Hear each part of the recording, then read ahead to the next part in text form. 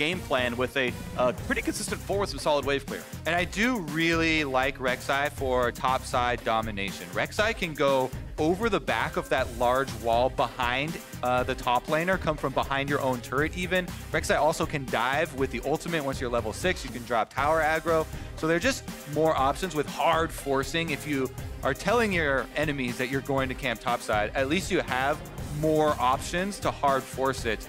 And kind of deny solo options for outplaying there if they decide to, once again, just exchange sides of the map. And you can see TSM as well, kind of learning a lot of their lessons from the previous game. 3 bans on champions that were picked in the previous game. The Kindred from Rush, the Varus of Apollo, and the Aatrox of Soloist. We still do not see the Echo Fox top lane picked just yet. They get one final ban, as TSM will almost certainly wait for top lane last. Yeah, you got to think they're saving the counter pick for Broken Blade. Meanwhile, we kind of gloss over the fact Phoenix gets a counter pick for the mid lane with the Corki into Lissandra. Scales super well with the damage output and can handle that lane quite effectively. And Echo Fox concerned that Kayle would counterpick what Echo Fox want to bring out for their own top lane here. That's interesting. So that we haven't seen her picked yet, she has dropped off the table. Echo Fox Academy has played her a fair bit. Vladimir has been a good pick for solo. That was the ban that was left up on the table and has now been claimed by Broken Blade. Yeah, it's making me think Echo Fox are going to have a melee champion on the top side. I mean, it makes sense since they have Corki in mid lane already. So you're going to have 2 range damage dealers on your team with no CC that they're bringing to the fight. So it pigeonholes Solo into playing something on the top side of the map that will bring some sort of structure to the team fight. Of course, if this game is going to be top-side focused, Cho'Gath going to come through basically invincible to Vladimir. That silence very good against him, I would say. So this feels he can still be dope. And that 3v1 is a kill, but it does fill your role of your tanky melee champion that brings CC to the team. So also fulfills the team-wide aspect there. Definitely can't get dove by a Rek'Sai Vladimir, though, as both of those can juggle tower aggro very effectively. All right, backline power for Apollo here. And talk about the range scaling damage. These are 2 of the best in role. And this is part of what brought Echo Fox that 4, now 5-game winning streak at the end of the spring split. Here was Jinx games on Apollo. He popped off in the end game. Phoenix, a very good Corki as well. We're seeing Cleanse covered on both those marksmen to survive the backline access. But TSM can now choose to go topside or bottom side with this one. Callista Galio is very aggressive. This is the swap I was talking about in game number 1 champion select. Sven going to one of his other most played champions, the Callista. He dominated with Origin. And with combination with Galio, the CC is insane. Being able to save Galio when Galio is going for initiations throughout the team fights, or being able to put Galio in, even in the 2v2s down on bottom side. You can see plenty of 2v2 kills coming through. The Galio usually taking the Ignite. Smoothie should stick on it here. This really completely changes the bottom lane. Last time, it was kind of a sleeper of a bottom lane there where both teams were farming out, and Echo Fox got a very good push, taking the early turret. This time around, there's a lot more fight. A lot more fight in this one. It's another game, though, of looks like 3 teleports to 1, where that overall map mobility could be a big deal for TSM. All their major carry threats have it. Acadia now on the Rek'Sai should be a very good early jungler. The coaches shake hands. Ziggs's first split with TSM. He's made playoffs, got 3rd seed. Hoping to do good work here as Echo Fox, though. And those 3 core members hoping to do what they did last year and take down TSM in quarterfinals. Yeah, Apollo Sen, they remember. I'm quite sure that they do. And they've got something to say about it here. Game number 1 went the way of Echo Fox. Let's see if TSM will answer back. The fans are ready, the players are ready. I feel like TSM's bot laner is already pretty good, but we'll see. Into this series we go. 1-0 Echo Fox. And TSM need to answer back before too long. We are on to the Rift for game 2. And I think that's a really apt line, even just in this game. Because Echo Fox do have a lot of power that they can bring towards the late game. If Jinx and Corki can get, crit multipliers going, that is a tremendous damage output. With Cho'Gath, one of the highest health scaling champions in the game on the front side, and Rush does have the option to go either Warrior or full tank Cinderhulk Jarvan. I think with this setup, I would opt for the Cinderhulk full tank because you have, again, plenty of damage for team fights later on. Yeah, I also see that you have a couple of tanks already and don't need to be the hard frontliner, but I agree that just simply tanking for Corki Jinx is a good way to win team fights. So let's see what it comes down to. Depends how the game goes. By the way, Conqueror Jarvan. I feel like that's not the most common build, but maybe I'm out of touch. A lot of people try and Conqueror on a lot of different junglers. I still don't think Conqueror has taken over the most common rune usage, but it does also, to me, signal another option for building full tank because you have longer to get off and proc your Conqueror procs. Right. So I'm thinking Rush may be going that way. However, if you want to get that warrior, you want to get some early kills onto Rek'Sai and control Rek'Sai that way. Yeah, if it's the way to duel and get you will have, yeah, warrior is better dueling. The cooldown reduction is also a really underestimated part of the early warrior power spike. So it's an option. But I think especially with the Conqueror, you might want to go for a little bit more longevity. All right, both mid laners dropping 1 CS in the first wave. Acadian's going to take down these chickens without much of an issue. Phoenix could have gone for a lucky Q over the wall, but that would have been a blind guess, and doesn't happen there as he trades with Bjergsen. Next minion's level 2, and we'll see if any more pressure happens. Last game, Phoenix, I would say, did actually win bot lane. Look at that. That's really smart by TSM. The early aggressive ward in that tri-brush. They know Jarvan is a very common level 2 ganking champion. And the big difference this time around, they're playing the Kalista Galio, much more aggressive lane, so they want to be able to push up. So they do put the ward down here this time around to see Rush. And of course, Rush is in full vision of everything right now. We know Rek'Sai did red to Raptors, but Rush is going to go for the blue buff steal, and that should be pretty safe. No one's moving around. TSM could have come around if they wanted to with their bottom lane, but with Acadian spotted on that ward, looks like everyone's going to be safe. Let's see, because trading sides of the map like this can be very detrimental if your solo lanes are both losing and getting pushed in, because you can get collapsed upon. It's not going to be the case here, as both junglers are going to be unharassed for the moment, and it should be what people refer to as vertical jungling, where you just do the enemy blue side after your red instead of going to your own. And of course, you mentioned the solo laners making it difficult for the Echo Fox side. Of course, their duo lane looks pretty good down here. It's Kalista Braum having to play safe against, or sorry, Kalista Galio having to play safe against the Jinx here because they know Jarvan could be around, is unspotted, and could turn around any kind of gank. Lose the recall. There we go. Wolf turns around. Similar camps, of course, taken away by the Rek'Sai, as Acadian has, I don't believe, taken the full Wolf camp yet. I'm not certain. Thank you, observers. Okay, yes. They both left one small Wolf to delay the respawn here. So very similar counter jungling being done by both these teams. Yeah, respawning of jungle camps, they do come back with more experience. So you want to delay it as long as possible. A small Wolf not worth too much. Yeah. Now, of course, Rush didn't take his full Krug camp, as now Rek'Sai, and Acadian's going to have the chance to do the same here and actually get all of the golden XP.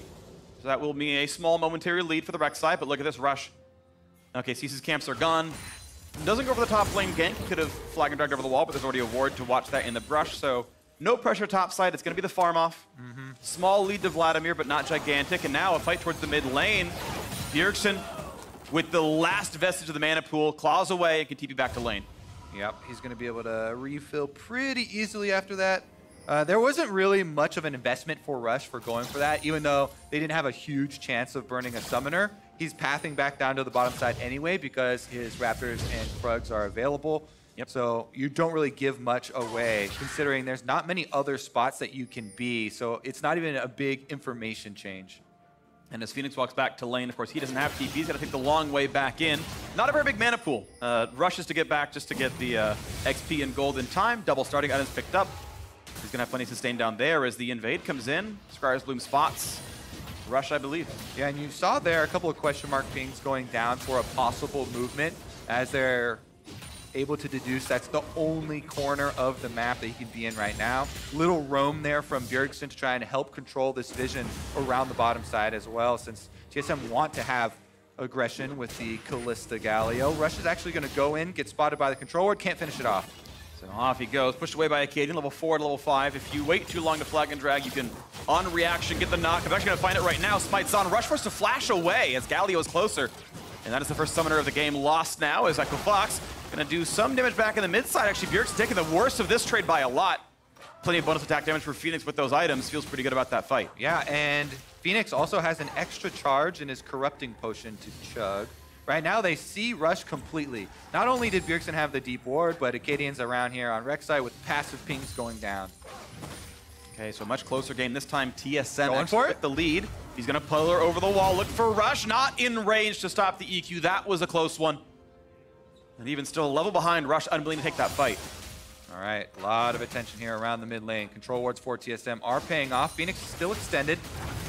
Goes for the play, finds the ult, burns the cleanse, flash knock, and they've got the burst damage. 2 games in a row. First blood to TSM. And TSM patience around mid lane pays off. Bjergsen's auto attack finishes the last little bit of damage, and they're able to take down Phoenix. 2 in a row, Acadian gets that kill right off the bat. The claw forward, the stun. Cleanse not enough. Yep, they are tracking summoners here. Goes for the W into cleanse. Immediately answer there from Acadian. Good job to stun him with the knockup outside of tower range there so they don't drop extra health because it could have been a Jarvan collapse. They knew that Jarvan was on the bottom side. If you take too long or you take too much damage from the turret, there can be repercussions for that. So by Phoenix not immediately flashing or cleansing and then flashing afterwards, TSM are able to knock them up just outside of tower range and then finish off the kill without too much danger to themselves. Speaking of danger, I'm looking at the bottom lane right now. As some more attack damages come through, BF Sword definitely a power spike for Apollo, but Boots, plus the extra weapons here, Sven can definitely start to engage. Level 6s are coming very, very soon. Yeah. They're both about 5.25 down here in the bottom lanes. That's not going to be too long away from those hard engages. And we know we can, we'll easily have Lissandra ult back by the time we have access to Galio and Ballista, so that bot lane dive could absolutely happen here against Apollo and Hakuho. Yeah, for people who don't play a lot of Callista, the Boots definitely feel super good for your passive and lane upgrade as well.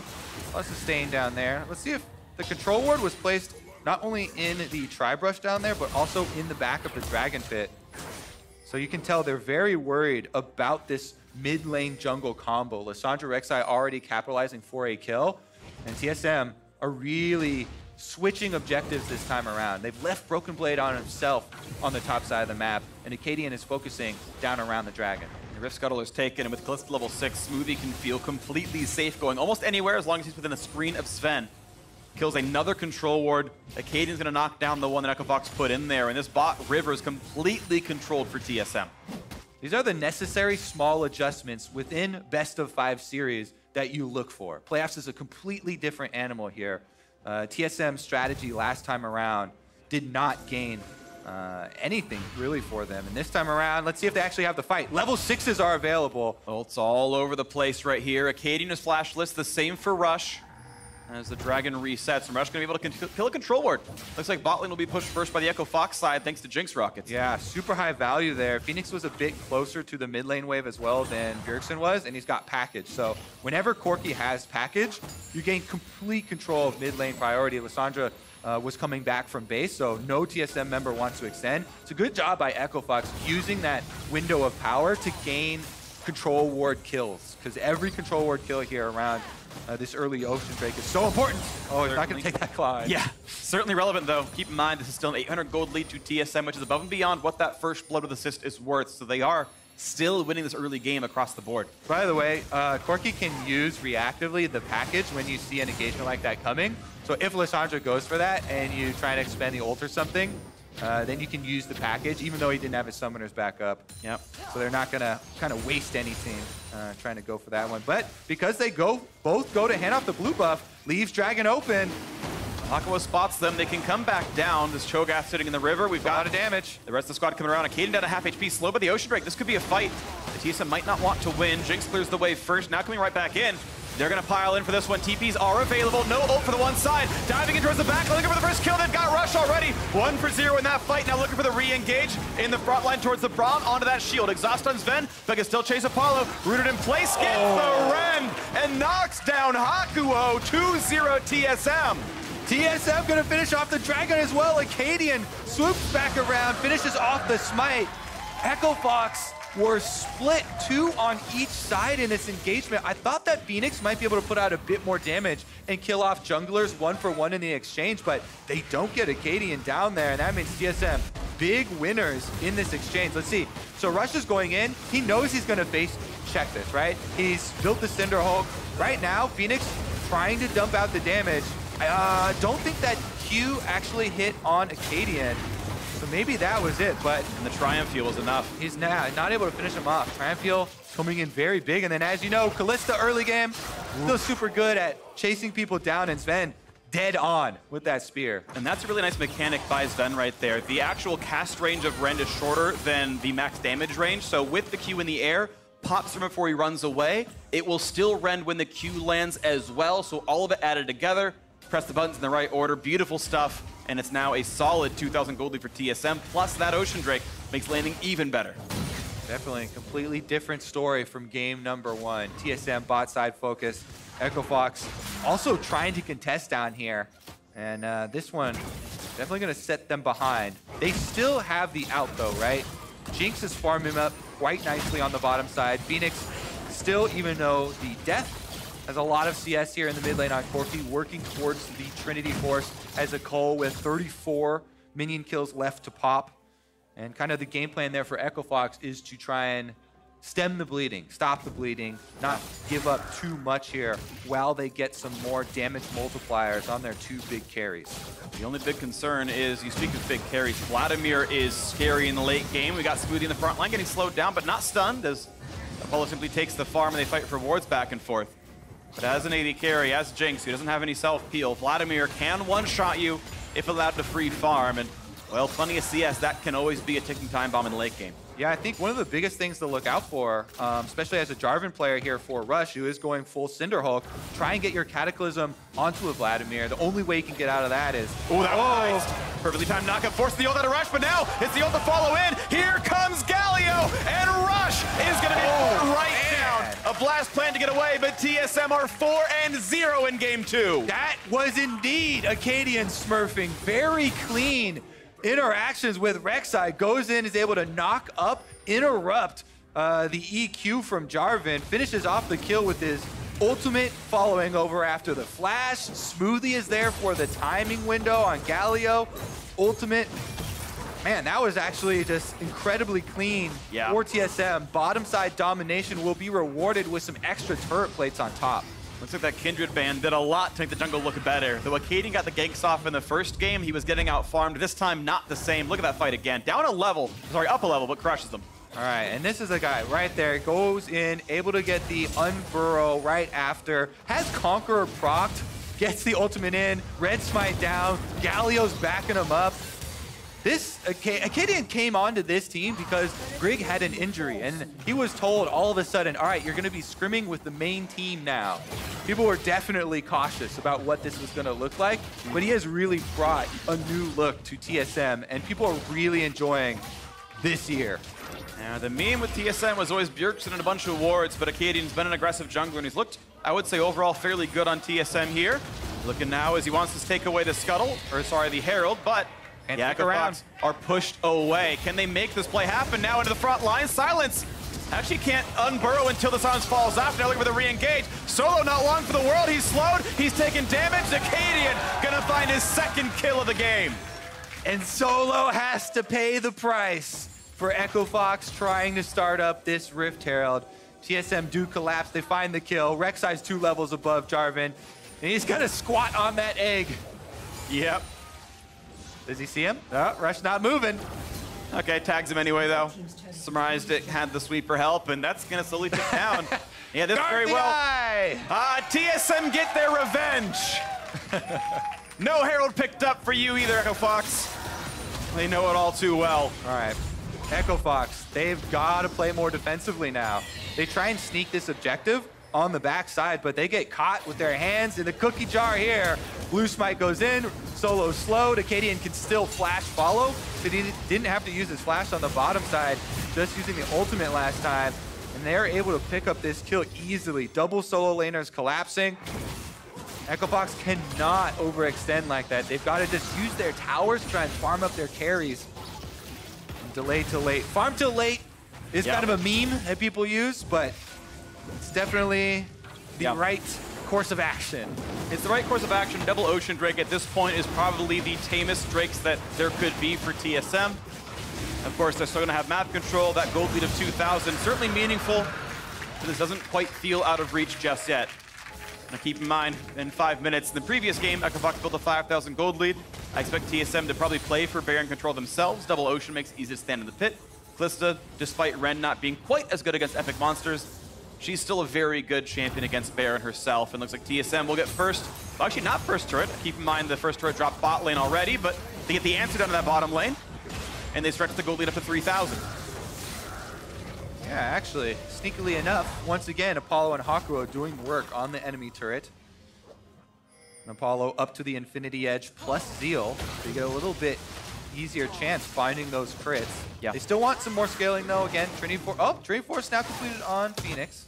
Yeah, level 11 coming in for the extra level for your rockets is also very big for the poke damage. So they are operational, you know, right, as a 5-on-5 squad right now.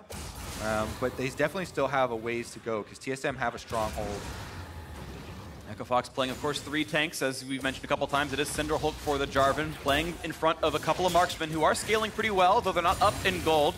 It is TSM kind of around the world, just doing better. Now looking at top side, putting their advantageous marks. Rush Q, he has no EQ lane. now. They're going to knock down Rush, most likely. Galio shows in, perfectly timed knockup. Sven finds another kill, and it is still TSM grabbing more in this game despite losing a turret. It's otherwise nearly a perfect game. Another turret falls. Look at that lead, 3,500. Looks like there were 2 different ideas about how to play that for EchoFox. Rush stays up, tries to clear the minion wave with the Q. Solo's looking to back off there on Cho'Gath, walks away.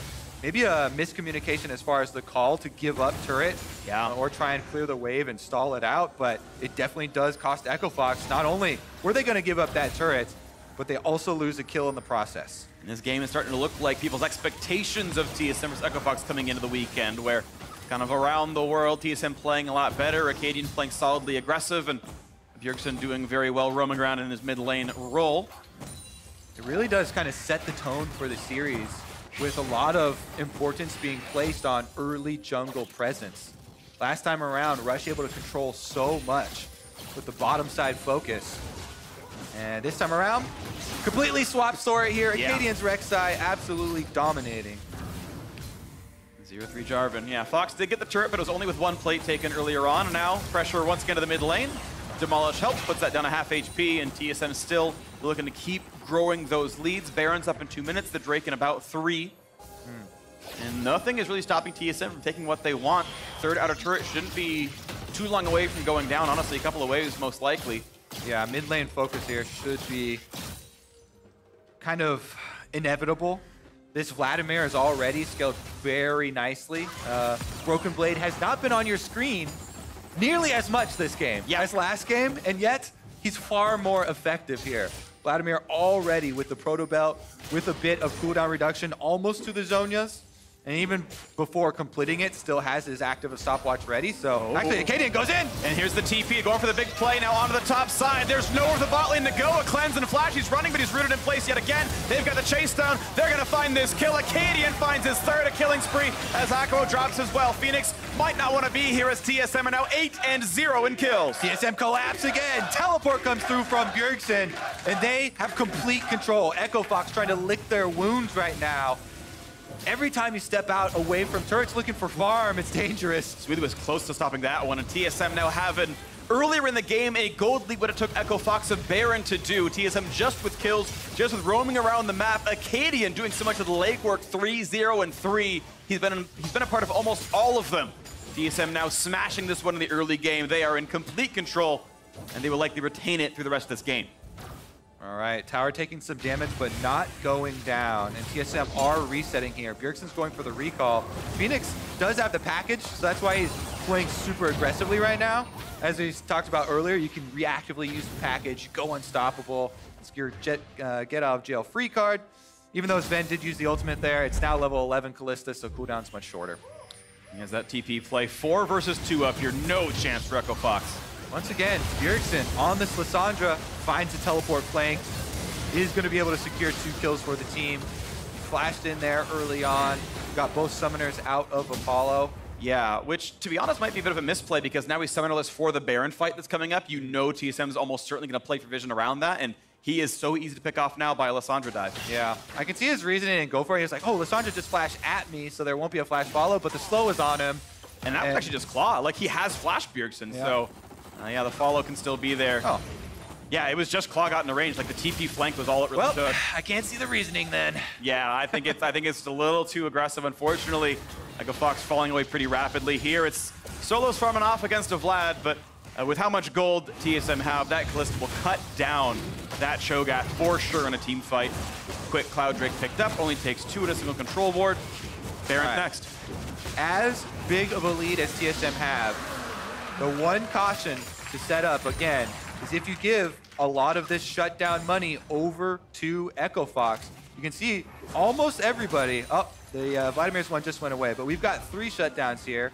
It is a decent amount of gold. So a mistake from TSM that gives over a team fight kill, maybe a team wipe or something like that, would be the hope of Echo Fox to try and fund their Jinx Corki team fighting 5-on-5 monster. But barring that, barring a mistake from TSM, it looks very difficult here for Echo Fox to actually find that money and really make this comp operational. Yeah, for now, TSM taking what's owed. Mid-outer turret falls. Echo Fox gives away the positioning on it. They find a slow, a little bit of damage. Will they go for the engage? Looks like that answer is no.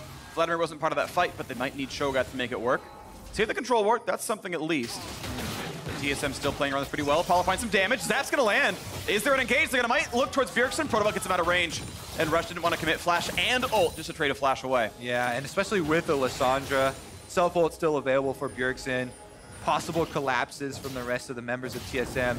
It's good to keep your eyes open for possible plays like that, and I like Echo Fox pushing it that far, but not overextending. That is a moment where earlier on in this split, we have seen, you know, Rush go in 1v5 and they overcommit to something like that and get punished for it. A little bit of restraint this time around, though, even though they're super far behind. Yeah. Well, restraint will serve Echo Fox if somehow they can keep this game from objectives bleeding. A 4,000, 5,000 gold deficit is something that is okay 35 minutes in. It's just backbreaking at 22. And TSM right now going to lose momentary control of the Baron Pit. Echo Fox able to walk in for a couple of wards. Now they're afraid of what Smoothie might do, and they don't kill the control wards, so TSM can easily take those wards back out. Yeah, definitely a very dangerous road here for Echo Fox, and it's getting darker by the moment. TSM trying to clear out this vision. Smoothie, the possible target. But again, they don't have any vision deep in TSM side. If we toggle the Fog of War, they really hadn't tracked a lot of the other members here. So it's hard to commit to one of these opportunities because you know that if the other members are there, then you get punished. Acadian! Get the flash out of him. Flash for ult onto Braum. It's a rank 1 Braum ulti, so a long cooldown there. Echo Fox will hope they can wait until that one comes back up. It's a pretty crucial teamfight ult to find that big stun, set up that Jinx. Speaking of her, she is still farming up, pretty close to her next Zeal. And that's just what they're waiting and waiting and waiting for as Ven is scaling up and still ahead in gold, of course. 1,500 gold separates the marksman. Yeah. And this is pretty much peak Kalista, honestly. This is one of her best spots in the game. So there is some pressure on TSM to play aggressively and close one out. They can easily do so, but that is there's a little pressure on them to do that. Yeah, and I do think it comes around the Baron, you know, with keeping the map as dark as possible and forcing Echo Fox into the uncomfortable situation of having to expend Flag, having to shoot out Jinx Rocket, you know, having to use everything at their disposal to try and check the Baron. They've got one Farsight ward that's available here for Jinx at the moment. Scuttle Crab still remaining here for a few more seconds there up around Baron, and that is giving them some comfort. But that's when that falls, I think that signals the play, right? That's when TSM says, okay, their vision's gone, we're going to force the far side orb, and then round 2 is Baron. And even that can be misleading sometimes. Never mind, they're just going to walk right over it. Yep, they jumped over. I think the Blast Plant might have helped them with this one. The far side orb is indeed used, but now it's turned right back off, and Echo Fox must face check. So they're going to build some space. It's getting lower and lower. At what point will it be in smite range? Here comes the engage. Jerks on the far side, though, not going to find the stun. Now look at the re-engage. They already picked up one. TSM 2 for 0. Into the backline they go. Apollo forces a flash away and cannot find anything to do. So 2-0 and kill. Smoothie not going to be traded back. A nice heal comes in. Zap not going to land either. And TSM able to turn right back into the Baron. So 3 versus 5. Health bars coming back up thanks to Ocean Drake. Looking for that play. Smoothie's still a bit low, but Bjergsen on the wings. Has the ult. Has the flash. They're going to go for the big play. They're going to find the engage. Apollo is down. Looking for a little bit more now. Phoenix is running. Solo doing the same. Acadian in the back line is shut down, but a single kill is all that they they will get, as Solo can only run. He's got a blast cone and nothing else. TSM have map control and all the kills. Yep, Broken Blade's able to take, actually, I think he popped the blast cone for Solo there as he's on the way out. Solo, though, see if he gets away with this one. He'll live if he wants to. TSM actually going to go for the reset, though. They're, oh, actually, wow, yeah, he might get found out. Oh, if he gets his recall off right, oh, it's teleport, he's out of there. So TSM do find a lot of kills there for themselves. Echo Fox do have a surviving Cho'Gath. Yeah. Surviving Cho'Gath means there's a chance at feasting a Baron, but a Cho'Gath without flash and with the blast cone blown means it's so hard for him to get in there. Here's another look at it. Smoothie just walks right up. Really good flash from him. Gets both squishy members with the taunt. They combo down Rush, stuck in there, and that takes out 2 members from Echo Fox, allowing them to reset up here on the Baron. Apollo, though, really threatening the reset here on Galio. If Jinx does get that with the red buff, it's a completely different game, so they have to be fairly careful about it. Then we see the turn. TSM make the call. Vladimir goes in, starts it off, gets a big AoE slow. Bjergsen follows it up with the ultimate there. And eventually do get the kill here onto Phoenix. Big, actually, Feast going down to secure that one on Acadian. Yeah. And allowed Echo Fox to get their counter. So 700 gold to Cho'Gath was something, but he's, of course, not the primary carry. They'd love that on the Jinx instead. If she had it, she'd actually have a completed Shiv right now, or Rapid Fire Cannon. Unfortunately, he was dead. Yep, and no assists either. So now it's time for the next round. Double Cloud, double Ocean. They can sit in this pit forever and re-engage pretty easily. And once again, Farside Orb popped, and TSM ready for this turn. They've got most ults, not Galio. We've seen that one before, but this looks likely. Up onto Hakuho, decent damage. Ult's not gonna land. Here comes Package and Bjergsen zoned out. Can they find the play? Smoothie's gonna drop, but will they go for the Baron? The kills come through on a 1. A second one picked up now for the Jinx. This might be an Echo Fox team fight. Look out for Bjergsen, though. He's trying to find the stun. Look at Apollo. Drops down to Broken Blade. A double kill for the new top laner. Looking for a third. Solo gonna drop as well. And here's the chase down. Hakuho versus the world. And there is the red. TSM with the ace and with 3 alive. They will claim the Baron. Oh my goodness, it looked dicey at the beginning with all the lights turned off, but TSM find the ace and they will find the Baron. This is going to be them pushing in before 30 minutes to take all these secondary turrets. Will they wait 6 seconds for Acadian to respawn? They might have to regardless, but it will be, looks like, all 5 buffs picked up. Yeah, at this point you definitely wait. There's all 5 buffs. There's the pickup, and TSM gigantically ahead. They are certainly going to tie this series. All right, let's take another look at this because it is a little bit dicey. At the beginning, there's a split call. TSM are keeping DPS on Baron because they got it so low, and Smoothie goes down in that time. However, Rush has to fully commit. He's fully caught on Jarvan. He goes down. Acadian quickly follows as Echo Fox do get the focus, but Bjergsen and Broken Blades re-engage creates room for Sven's Kalista. They close the distance onto the backline. The Jinx and Corki, you have nothing to peel for them. They both go down at the same time. That is the crux of this composition. Those 2 damage dealers, without them, there's nothing left. And now TSM, all decked out in purple. All decked out in purple, looking more swag than Echo Fox's jerseys. The 3v4 turnaround, your gold lead at work, and TSM ready to close the loop on this one. 9,000 gold ahead. Under 30 minutes. This looks pretty convincing now. 3 kills to 17. It's a large mountain to climb for the Echo Fox side. 3 items through on a Jinx. I actually like the Phantom Dancer here to try to survive what the Vladimir can do to the backline. Still going to be very difficult. Does have Cleanse for Lissandra. Flash up probably for the next fight. I would even recommend a similar upgrade for Phoenix. He should get his Zeal into a Phantom Dancer here. Yeah. I mean, you want damage, you want the possibility of getting those big kills, but if you're getting dove by Lissandra Vladimir, you really need some defense. And it's not like, oh, just buy a Hex Drinker because there's a Rek'Sai here that's coming through with ultimates for execution, so. Right, it's split. Oh, they find the knockup though from Rush on towards Bjergsen. Decent damage, still should have the self-ult, has the, not quite the flash, but either way able to walk out. Top lane tier 2 is now gone, and would this be the re-engage Vlad? Bot lane up against Cho'Gath. The front line not very tanky for Echo Fox's side. Phoenix looks forward. Not going to find much poke. The waves will go down, but this turret's down about 1/3 HP, and the cannon minion still shooting away. There's the smite, there's the kill. Lead still 9,000. Vladimir able to be stopped. Solo just simply too tanky to be stopped here.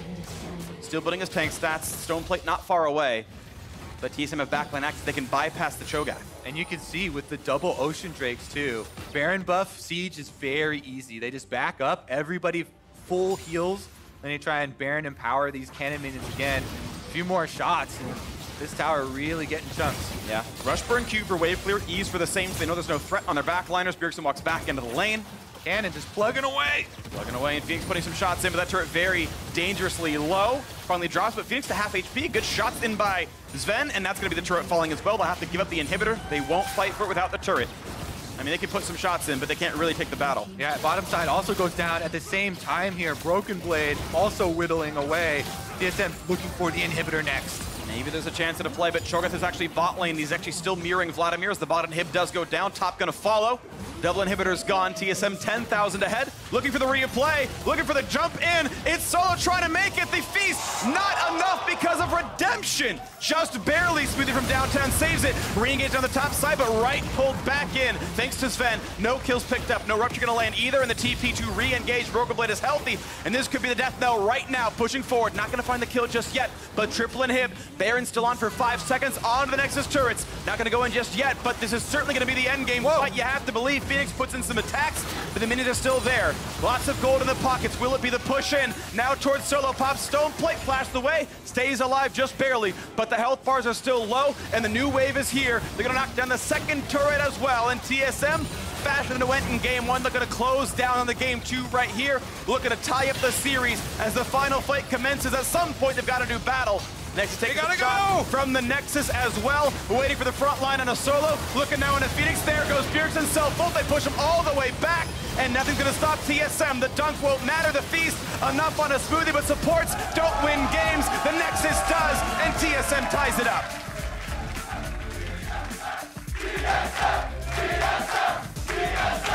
Echo Fox take game number 1. TSM strikes back in game number 2 with some adjustments. Acadian on an early game, super powerful jungler here in Rek'Sai, also focusing more to the bottom side of the map, plays through Bjergsen, plays through Dragon Control with the Kalista change in Champion Select. Really like to see the adaptation here in a best-of-5 series. This is what playoffs is all about. It's the adaptation. It was what TSM was working towards on the back half of the split. Can we play early game better? Well, they got aggressive picks all over the place. Rek'Sai, probably queen of the early game jungle. Kalista, you know, supposed to win that bot lane as well. And that game was just broken open. 5,000 gold by the time Baron even spawned. And they had control for the rest of it. It ended 18-3 in kills. TSM never let up. Yeah, it was definitely a very, very big change. I'm excited to see the development continuing, and what will Echo Fox push forward with, because people were concerned coming into this. Maybe too much of their success were on later game scaling. I wonder if they're going to go with the arms race in the early game, though, and throw down once again. We'll see what happens. Acadian had the better of the jungle matchup by far in this one, and for more on how TSM picked up a win of their own, let's send it down to the State Farm analyst desk. Thank you, gentlemen. What a contrast from game 1 to game 2. TSM striking back to even it up. Series score now 1-1. Gentlemen, how'd they do it? They went all out early game. Rek'Sai on Acadian looks so much better. I think he heard us talking crap, you know? He was mad. He was mad, and he showed it in game. I mean, we were saying, listen, if we played bad second game, we're going to start flaming. He did not do that. He definitely delivered. And Rush, he's making a lot of silly mistakes. Game 1, while he was keeping up with the objective game, he had a lot of mishaps. Game 2, the same thing happened, but this time he got punished way harder. Right. It was a really interesting deviation. Bjergsen's still early picking his champion. He's kind of taking the bullet for the team, saying, whatever, I'll deal with Phoenix as long as we get good matchups in the side lanes. And this time around, they also had to blind the Vladimir, but that turned out pretty well because it's up against a tank matchup. It wasn't carry versus carry. And then the all-important last pick, Kalista, solidified that they had those 2 strong solo lanes for this Lissandra pick to go and try and influence. Right, and like a pretty big a large difference of why Acadian was able to do so well this game compared to last game was because he had winning lanes this game. The previous game, Rush had like 3 winning lanes on his side and in his favor, and he was able to control the map. This time around, Acadian actually has winning lanes that he can play off and actually make plays. So this is where he comes in hot and is like, all right, this game is now mine. Absolutely gave Acadian agency to get things done in the early game. Speaking of the early game, that was TSM's focus throughout this split. It's what they talked about wanting to improve upon, and they showcased it here. I mean, Rek'Sai is just as good as Jarvan early game, and she does scale a little bit better. She's a little easier to engage in these fights, especially when your composition has these champions that want to be in the front line alongside you. And this Dragon fight just showed that. The Jarvan has to face check. He doesn't have any way out. And the second that these lanes start getting ahead, it just compounds itself over and over. This is how it can outplay the Jarvan, by the way. You can interrupt the knockup as soon as it happens, and then you can follow through with your ultimate. How is that not busted? Yeah, Acadian absolutely. It's definitely not. It's not broken, but it's. Rek'Sai's really good. Rek'Sai's really very good, strong. and Acadian was given the smackdown, and there was a lot of fighting around the bot side of the map where maybe Echo Fox should have tried to back off initially, but then you see after that like one mistake around Dragon fight, all of these are brute force plays by TSM where they're super well coordinated, and that's what they spent so much of their season focused on. They want to have these really aggressive playstyles, and you still have Broken Blade on a carry, but it's not like this, like you were saying before, hyper-scaling, hard-countered, camp his lane, Jax pick. But I think they spotted what the lemon was in this series, which is the Jarvan. Last time it was the Lissandra. Everyone that picks it is kind of losing. I think the Jarvan in this series is just the dud. Just forget about Jarvan. Don't worry about it. The execution has to be so precise every single time. And if the lanes are playing too safe, you're just never going to find a good gank, and you're always going to fall behind in the farm. It's intriguing because that was the champion Rush found success on when he came back into the lineup. But if it's not there today and the adjustments have been made to nullify the pick, then that's just the case. But let's talk about Acadian, because night and day differences in performance between game 1 and 2. So I just want to isolate him as he is in his first playoffs ever. Just like we talked about Viper yesterday, you know, kind of falling down a bit in game 1, but then recovering throughout the series to end up putting carry performances forward in games 4 and 5. I mean, we have to put context into the kind of player that Acadian is. When he first joined the leagues, he was a Rengar player. This guy goes for damage-dealing champions. And when you join TSM, oh, yeah, the joke is he's a Sejuani main. Now, by the way, no one wants to be a Sejuani main. So the fact that he's now returning to his roots, a little bit more of those damage dealers with the Kindred, with the Rek'Sai, I think is a much better fit. And he's just so lucky to have a mid laner like Bjergsen that can take the blow for the team, taking the first pick early and providing the utility that he needs to play these carry junglers. I'm going to say, I wouldn't count Jarvan just out yet. This game, he lacked a Galio with him, and they kind of got beat up early game, right? And then in the first game, the Jarvan Galio is a strong combo. It's just poor communication between the two to make the combo effective. So I'm not going to say you shouldn't pick Jarvan. So it's not the combo. It's like, look at how they're playing it, though. They're both just fumbling left, right, and center. The engages but that could be like nerves and pressure. Well, right? I also think it's kind of thing of like what's helping, because in the first game, Acadian was the sole initiation threat, and he's the rookie on the team, really. I mean, Broken Blade probably has you know, about equal experience given his time in the Turkish league. So this was, now it's Bjergsen has a lot of the initiation power, and Sven can start the fight with this, and it's not so much on the Rek'Sai. It's just like you have a good early game, and then the rest of our team is all dive as well. So I think if you are going to take the Jarvan and give it to Acadian, maybe give him a little bit of backup from other positions. Doesn't that mean they just don't know how to draft around Jarvan or play around Jarvan, which should mean you just don't play it? Well, I don't think drafting Possibly. 3 losing lanes and no other engage is a bad Jarvan pick. I was going to say, I just would wonder whether or not you can condemn them to that off of a singular draft and game, right? I mean, maybe in that game they didn't draft to, you know, the win conditions of a Jarvan or give him the proper support, but could they not make those adjustments in future drafts to lend to It's just how the champion works in playoff games. If people start playing a little bit safer and you can't find those avenues to gank, you are always going to fall behind. The champion does not farm fast. But Rek'Sai's not a champion necessarily scales either, right? You're going to compare a Jarvan late game to a Rek'Sai late game? Yeah, Rek'Sai, true, she goes conquer, you do the true damage, your true bite burns, and you can always go on the carry with an execution move. I'm telling you, Rek'Sai's sick. But that's only from ahead. If you fall behind, you're just a squishy champion with no good engage. It's really hard to fall behind on Rek'Sai. I mean, plenty of people do it. I think moving forward, obviously there's mistakes happened with those champions. I think they're still both viable. I'd like to see more Jarvan, and specifically with that game, they picked a Jarvan with 2 really strong scaling mid laners, but forced a lot of fights. They forced Rifthold, they forced the Dragons. If you have a Corki, Jinx, and you're against a super strong early game, just give the objectives. That was the problem. That one Dragon fight that they took, as well as the fact that Acadian did play well, the flash kill onto Phoenix, where he could have lived if he flashed a little earlier. I think there's a lot of things Echo Fox can clean up. And I'm really looking forward to see what they do. Hey, both teams have picked up a win. TSM will remain on red side, so we'll see whether or not they make any draft adjustments or continue to use those counter picks to draft strong lanes and give Acadian more agency in our 3rd game of the day. TSM struck back in game 2. We'll see how Echo Fox answers in game 3 after the break.